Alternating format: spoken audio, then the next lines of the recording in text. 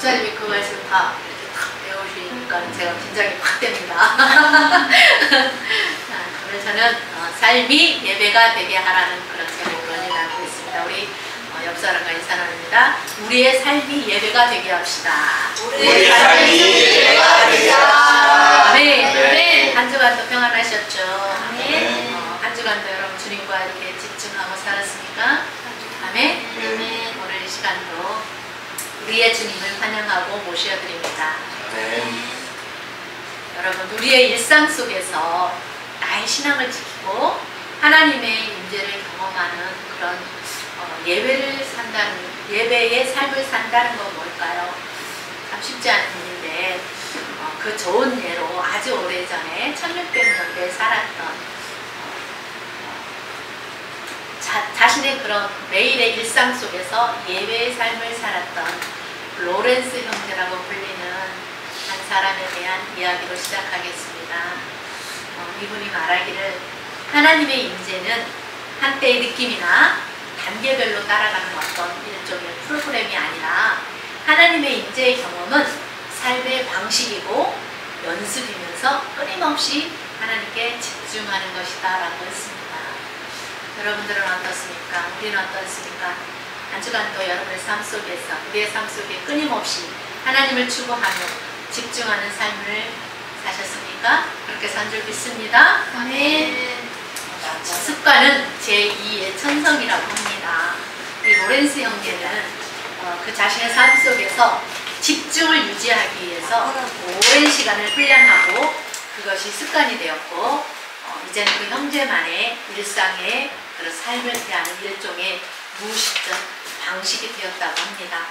과거에 그 옛사람의 잘못된 습관이 바뀌어서 좋은 습관이 자신의 몸에 배어서 무의식의 상태로까지 가기까지 부단한 훈련이 필요했다고 합니다. 한 날이 다른 날과 거의 다를 바 없어 보일 때에 하나님은 어디 계실까? 나의 단조로운 그런 일상의 삶에서 하나님은 어디 계실까? 이 17세기 프랑스 사람이었던 이 로렌스 형제는 자신이 일하는 주방에서, 어디에서? 주방에서. 그 사람 주방에서 일을 했어요. 그 주방에서 하나님의 임재를 연습하는 법을 터득했다고 합니다. 이 형제는 18세에 회심을 경험을 했는데 18세가 되던 그의 겨울에 나무에 잎사귀들이 떨어진 앙상하게 남아있는 그 나무를 보면서 그리고 잠시 후면 잎사귀들이 새로 돋아날 것, 또 그 후에는 꽃들이 필 것, 그리고 열매를 맺겠지라는 그 생각을 곰곰이 하면서 하나님의 그 섭리와 능력에 대해서 깨달았다고 합니다. 그것은 그의 인생에서 굉장히 커다란 충격으로 다가왔다고 합니다. 하나님의 축복과 그 능력에 대한 깨달음은 이렇게 그를 세상으로부터 보이게 하고 그 속에서 하나님을 향한 큰 사랑의 불을 붙이게 해주었다고 합니다. 그 후로 이 로렌스 형제는 하나님의 사랑을 알게 되자 자신의 삶을 바치고 싶어졌다고 합니다. 그래서 하나님을 섬기기 위한 자신의 모든 삶의 즐거움들을 기꺼이 포기하기를 원했다고 합니다. 여러분들은 어떻습니까? 하나님을 기쁘시게 하고 싶어서 내 삶을 기꺼이 포기하고 싶은 그런 마음이 든 적은 없습니까? 저는 그랬어요. 그래서 저는요, 예수님 처음 믿게 되었을 때 그 마음 너무 강하게 왔어요. 그래서 저는요, 하나님 저 다른 세상 일은 다 하기 싫어요. 주님의 일만 하고 싶어요. 나도 모르게 그런 고백이 나왔는데 하나님 40살에 저를 콜링을 하시더라고요. 그때 그것을 받으신 것 같아요. 그리고 이분이 스스로 훈련을 위해서 파리에 있는 맨발에 가르멜 스톤이라는 곳에 와가지고 그 지저분한 솥과 냄비에 이렇게 팔꿈치를 담그면서 그 삶의 대부분을 보내는 것은 자기 희생을 위한 조치처럼 보였다고 보였다고 합니다. 하지만 수년 후에 그가 말한 것처럼 이 점에서 하나님께서 그를 실망시켰어요. 그렇게 하면 될 줄 알았어요. 자기 죄로 인해 한평생 막 이렇게 참회를 하면서 살아야 된다고 생각했어요. 그래서 기쁨을 얻지 못했어요. 그러나 시간이 지나면서 생각을 바꾸면서 주방의 일이 그에게 만족감을 가져다 주었다고 합니다. 매우 놀랍게도 뜨거운 화덕 옆에서 고되게 일을 하면서 그곳에서의 그러한 삶이 하나님의 임재를 발견하는 그런 연습을 하게 되었고, 또 그러한 것을 발견하기까지, 깨닫기까지, 알게 되기까지 많은 시간이 필요했고, 또 4년 동안, 처음에 4년 동안에 자기에게 주어진 그 주방의 일을 좋아하지 않았다고 해요. 또 싫어하기도 하고 자기 영혼 상태에 대해서 고민에 빠지기도 했는데, 그런데 만약에 조금이라도 세상에 정의가 있다면 하나님께서 그를 저주하시는 것이 마땅하다라고 그렇게 확신하며 살았던 사람이에요. 나름 그렇게 사는 것이 맞다라고 최선의 노력을 했음에도 불구하고 비참했습니다. 그러다가 마침내 돌파구를 찾았어요. 자신이 어디서부터 잘못했는지 알아내려고 애쓰는 자기 상태를 진단을 하게 됩니다. 조나단 에드워드 목사님은 70가지 항목을 적어놓고 매일 자신의 삶을 점검했다고 합니다. 자기 상태가 어떤지 자기의 상태를 진단하는 것은 매우 중요하죠. 왜냐하면 그것은 자신을 돌아보게 하기 때문입니다. 결국에 이 형제가 깨달은 건 뭐냐, 자기 자신에 대해서 너무 염려하느라고 너무 많은 시간과 에너지를 쓰고 있다는 것을 깨닫게 됩니다. 우리도 그렇지 않습니까? 우리도 때로 그럴 때가 있는데요. 이 로렌스 형제가 기본으로 돌아가서 하나님을 사랑하는 것에 초점을 두기로 결심을 했어요. 이제 죄 때문에 그 문제 가지고 막 괴로워하고, 내가 과거에 잘못된 삶을 살았으니까 그 문제를 가지고 막 내가 이렇게 고통당하며 힘들게 사는 건 마땅해라고 그렇게 생각하는 삶에서 돌이켜서 이제 하나님을 사랑하는 삶에 초점을 두고 기쁘게 살아가야겠다라고 그렇게 결심을 하게 됐습니다. 나중에 그가 이렇게 고백을 하죠. 나는 신앙생활에서 오로지 하나님 사랑에 몰두하였고 오직 그분만을 위해 행동하려고 힘써왔습니다.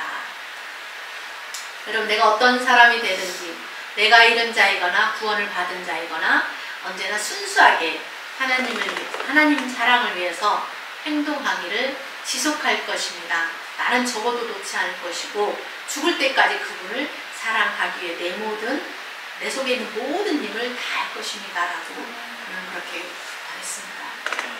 여러분, 죽을 때까지, 죽기까지 우리도 이렇게 살았으면 좋겠습니다. 늘 제가 여러분들에게 늘 하는 얘기, 천국 가는 그날까지 변치 않는 우리도 비가 오나 눈이 오나 바람이 오나 언제나 그 자리에 서 있는 우리의 모습이 되었으면 좋겠습니다. 네.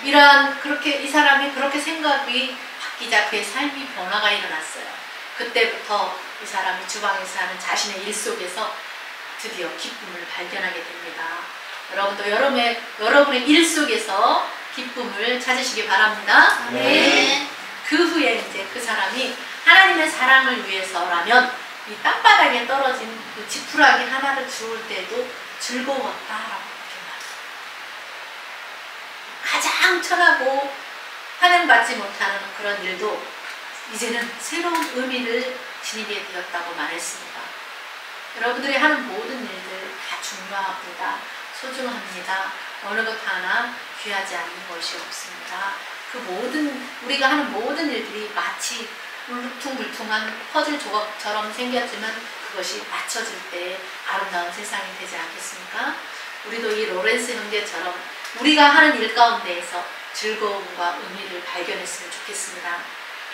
이 로렌스 형제가 모든 일을 의식적으로 하나님의 사랑으로 행하고자 결심했을 때에 비로소 그의 삶이 바뀌었어요. 그의 바뀌어진 삶을 대하는 그 태도로 인해서 유명해지게 되고 알려지게 되었답니다. 저 사람 어느 순간부터 로렌스 형제가 달라졌네? 뭐가 저렇게 즐거워서 매일 웃고 살지? 저 하찮은 일을 하면서 말이야? 이렇게 사람들이 로렌스 형제를 주목하게 되었습니다. 저도 아주 오래전에 제가 이렇게 길을 이제 저희가 식당을 했었을 때예요. 점심 장사를 마치고 기독교 서점을 가고 있었어요. 가정에 걸어가면서 제가 그런 이야기를 주님과 막 하고 걸어가는 거예요. 주님, 제가 신앙의 위인들을 만나고 싶은데 돈도 없고 비행기를 타고 가야 되는데 비행기를 타고 갈 만한 돈도 없고, 근데 어떻게 해야 제가 저분들을 만날 수 있을까요?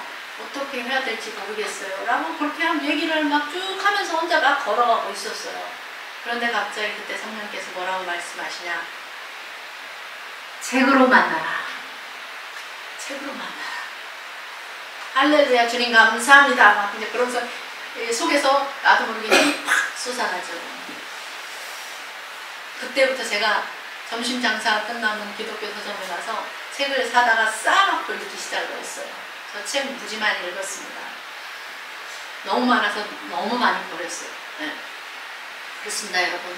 걸어 다니면서도 일을 하면서도 우리가 주님과 대화할 수 있어요. 말할 수 있어요. 그렇게 사는 것이 삶이 예배가 되게 하는 것입니다. 아멘. 우리가 얼마든지 가능합니다. 여러분의 일상 속에서 늘 그렇게 주님과 대화하면서 물으면서 사는 우리 세계교회 성도들 되었으면 좋겠습니다. 아멘. 그리고 걸어가면서 보면 예쁜 꽃을 보게 되잖아요. 어머, 주님, 이 꽃 왜 이렇게 예뻐요? 이렇게 조그만 거 어떻게 만들었지?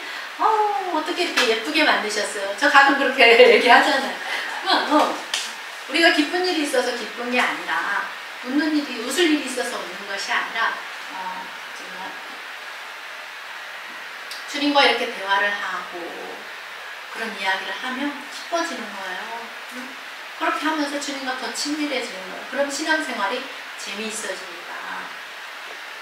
내가 내 삶 속에서 내가 어떻게 생각하고 어떻게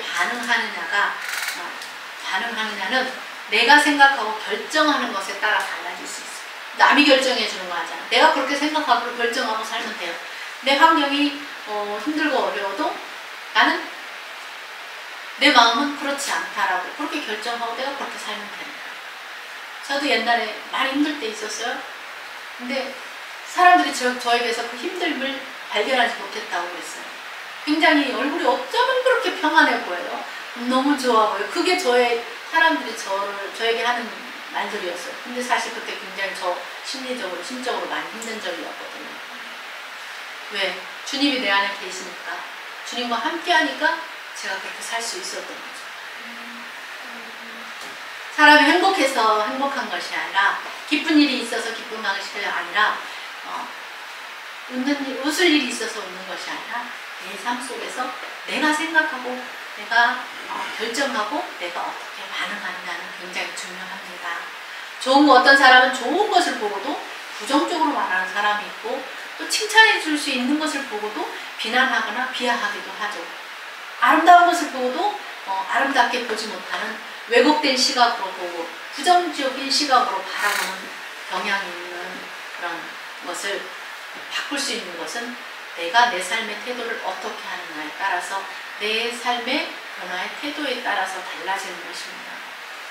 여러분, 삶이 예배가 되게 하는 것은 내 삶을 내가 어떻게 바라보고 어떻게 해석할지를 결정하는 것은 바로 나의 바라보는 그 시각을 바꾸고 그 관점을 바꾸는 것, 생각하는 것을 바꾸고 일상을 대하는 나의 태도를 바꿀 때 비로소 모든 세상이 아름답고 달라 보이는 것입니다.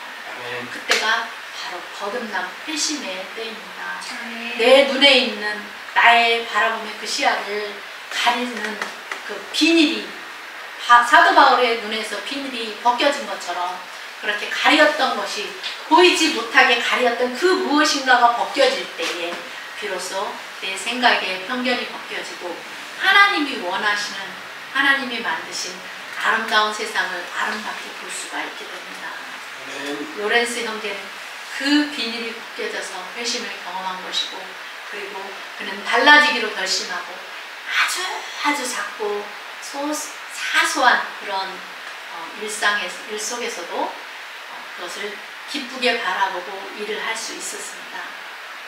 여러분의 사소한 그런 일상, 아무것도 아닌 것 같은 그런 일상 속에서도 아주 작은 것들을 통해서 하나님을 느끼면서 기뻐하며 살았으면 좋겠습니다. 아멘. 여러분, 행복은 멀리 있지 않습니다. 여러분 곁에 나에게 아주 가까이 있어요. 여러분의 일상 속에서 진정한 참 행복을 발견하시길 바랍니다. 아멘. 로렌스 형제가 변했다는 것을 사람들이 느끼기 시작했고 어떻게 그렇게 바뀔 수 있었는지에 대해서 물을 때에 그가 말했습니다. 사람이 해야 할 일이란 자기 일로 돌아다니는 중에도 자기가 뭔가를 막 하고 있는 중에도 하나님을 기억하는 것이 전부였다라고 그렇게 말해주었다고 합니다. 그냥 여러분들 바쁘게 열심히 사세요. 그 중에서도 그러나 하나님을 기억하라는 거야. 그러니까 우리가 볼 때 이 로렌스 형제에게 뭐 특별한 비법이 있는 게 아니었죠. 단지 하나 하나님께 집중했을 뿐입니다. 그가 주방에서 일하면서 그렇게 살기로 선택하고 집중해서 실천하며 살았던 것. 자기에게 주어진 일이 하찮은 것 같을지라도 그 일을 하면서 하나님의 임재를 연습하고 하나님께 집중하는 삶을 살았던 거죠. 여러분, 우리도 이와 같은 삶을 살아보지 않겠습니까? 네. 여러분은 어떤 것을 선택하시겠습니까? 진정한 기쁨은 무엇일까요? 진정한 기쁨은 기쁨을 몰고 다니시는 하나님으로부터 옵니다. 아멘. 예전에 성령께서 그러시더라고요. 하나님은 기쁨을 몰고 다니신다. 그 기쁨이 여러분들에게 임하기를 간절히 소망합니다. 아멘. 사람이 느끼는 참 만족도 오직 하나님 안에 있습니다. 성경은 그렇게 말해주죠. 성경은 오늘을 살아가는 우리에게 오늘 로마서 12장 1절 말씀을 통해서 어떻게 말씀해주고 있는가 보겠습니다. 오늘 말씀을 보니까 그러므로 형제들아 내가 하나님의 모든 자비하심으로 너희를 권하노니 너희 몸을 하나님이 기뻐하시는 거룩한 산 제물로 드려라. 이것이 너희가 드릴 영적 예배다. 그래요. 너희 몸을 하나님이 기뻐하시는 거룩한 산 살아있는 제물로 드려라. 지금 살아있는 자기 자신을 드리라는 거예요. 여러분, 우리가 죽으면 어떻게 산 제물이 될 수가 있어요? 그러니까 내가 이 땅에 살아있는 동안에 나 자신을 드리는 게 산 제물이 되는 거죠. 오늘 여기 예배당에 나오는 건 이게 뭐예요? 산 제물이 되는 거죠. 지역이나 어떤 시간에 구애받지 않고 제사로서 살아 움직이는 그런 생활하는 자체를 하나님께 바치라. 여러분의 모든 전 삶을 제물로 바치는, 살아있는 제물로 바치는 야고보서 2장 22절에 믿음은 행함으로 나타날 때에 비로소 온전케 된다고 했어요. 이렇게 믿음이 행함으로 나타날 때 온전케 될 때 이것이 너희가 드리는 영적 예배다. 네. 여기서 영적이라는 말은 합당한, 마땅한 이런 뜻입니다. 영적이 뭐라고요? 합당한, 마땅한. 그러므로 지금 살아있는 내 자신의 삶을 우리가 살아있는 모든 곳에서 생활하면서 삶으로 드리는 예배가 마땅하고 합당하다는 거예요. 그것이 바로 영적인 예배라는 것입니다.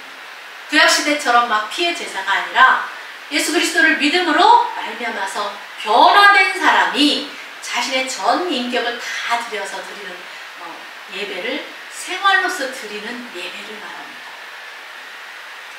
우리가 우리 주 예수 그리스도를 믿음으로 말미암아 값도 없이 은혜로 구원함을 받았고 하나님의 자녀가 되지 않았습니까? 과거에 나의 내가 잘못된 생각을 하고 살았고 욕심이 이끌었던 대로 살았고 남을 용서했지 못하고 남과 비교하고 시기하고 질투하고 교만한 마음으로 불순종하며 살았던 나, 그런 사랑이 없었던 나의 삶이 아니라 하나님의 은혜가 나에게 부어줌으로 말미암아서 하나님께서 부어주신 그 은혜로 새 사람으로서 새 생활을 하는 삶으로 살아가는 것이, 그렇게 살아가는 사람이 하나님을 기쁘시게 하는 합당한 삶, 마땅한 삶이라고 오늘 그렇게 아주 부드럽게 로마서 기자는 그렇게 본문에 말씀을 합니다. 나의 옛사람은 죽고 예수 그리스도 안에서 새 생명 얻은 믿음을 가지고 그것으로 말미암아서 의롭게 된 사람들에게 요구하는 생활 방식입니다. 나는 죽고 나는 없고 예수 그리스도로 새로 옷 입은 새 사람으로 변화를 받아서 하나님, 내가 이제는 내 것이 아닌 하나님의 것으로 하나님의 사람으로서 사는 것, 그것이 합당한 삶입니다. 마땅한 삶이라는 거예요. 로마서를 걸어서 교리서라고 하죠. 11장까지 가르쳐주고 있는 이 교리에 대해서 우리가 주님의 말씀을 아는 것을 넘어서 12장부터는 이제 실천적인 삶을 요구합니다. 우리가 그런 실천적인 삶을 살 때에 이 교리가 더욱더 풍성해지고 생명력이 넘치는 능력이 되는 것입니다. 성령님이 그런 말씀을 하신 적이 있습니다. 듣기만 하고 듣기만 하면 무엇하겠다.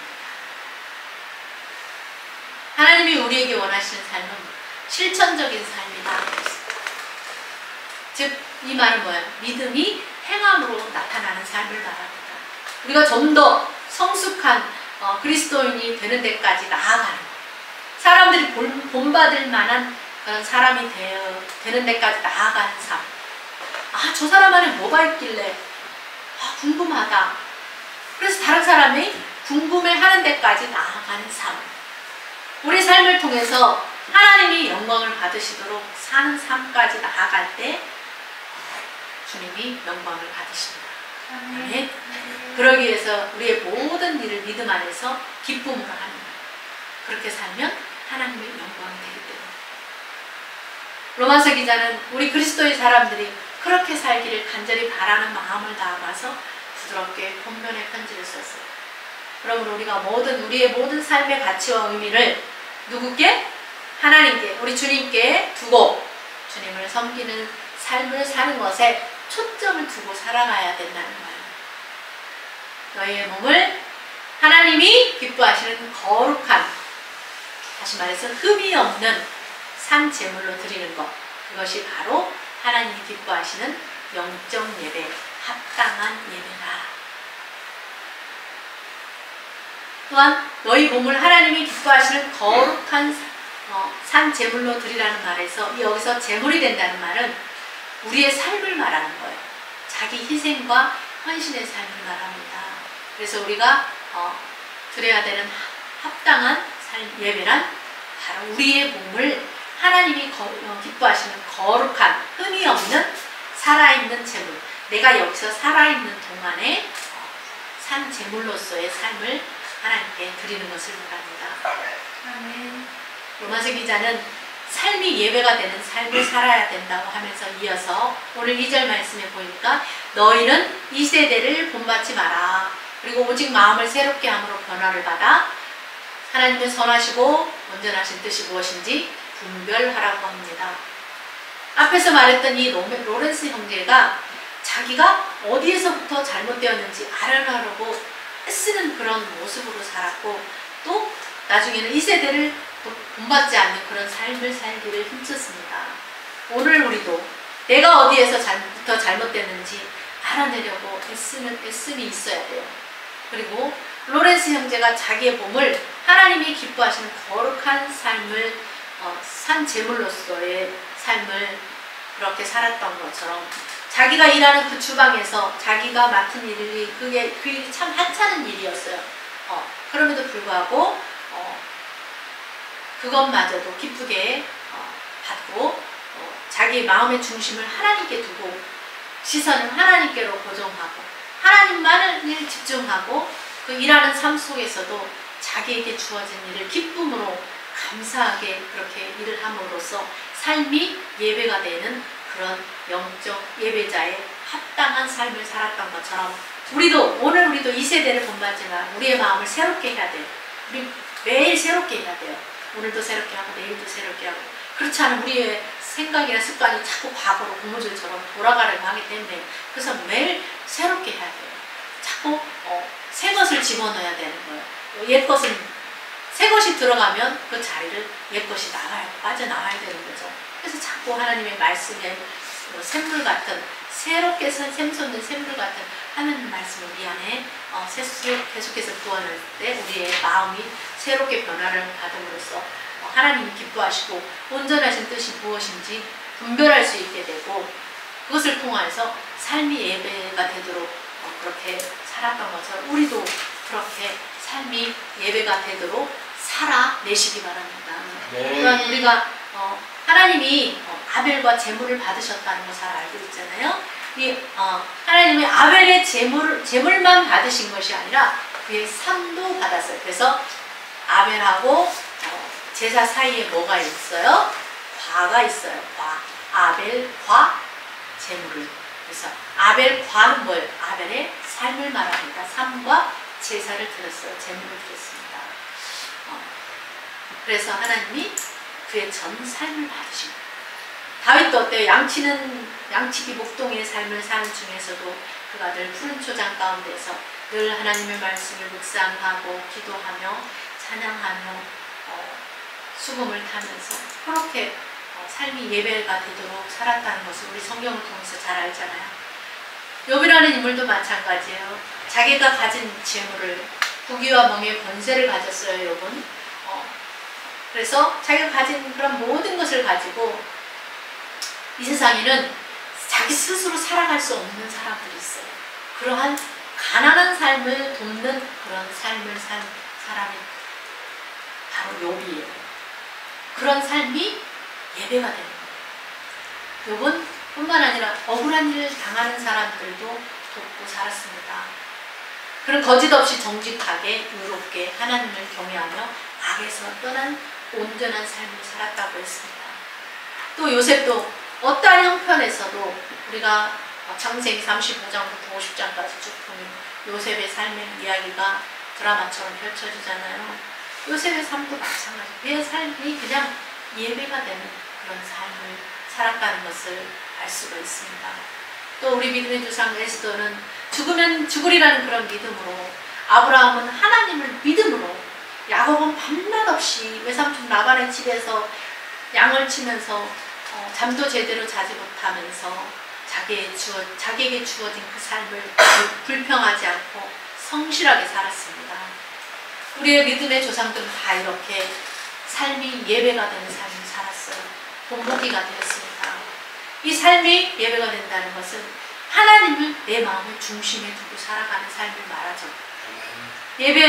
예배를 받으시기에 합당하신 하나님이 주인이신데 내 삶에 하나님이 없으면 그것은 예배자의 삶이라고 볼 수가 없죠. 오늘 이 예배의 주인도 하나님이십니다. 우리가 주인이 되어서는 안 돼요. 오늘의 주인공은 우리가 아니라 하나님 한 분뿐이신 줄 믿습니다. 아멘.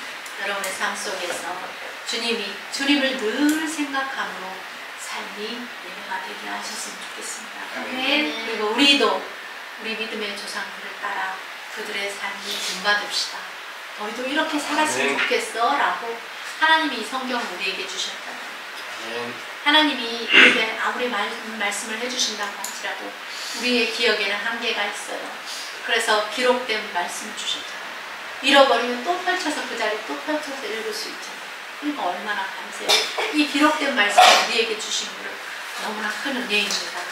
그래서 우리가 때로 그런 은혜를 잊어버릴 때도 있지만은 그러나 다시 우리가 성경을 펼쳐야 되면 언제든지 처음처럼 새록새록 하나님의 은혜를 우리가 받아들일 수 있습니다.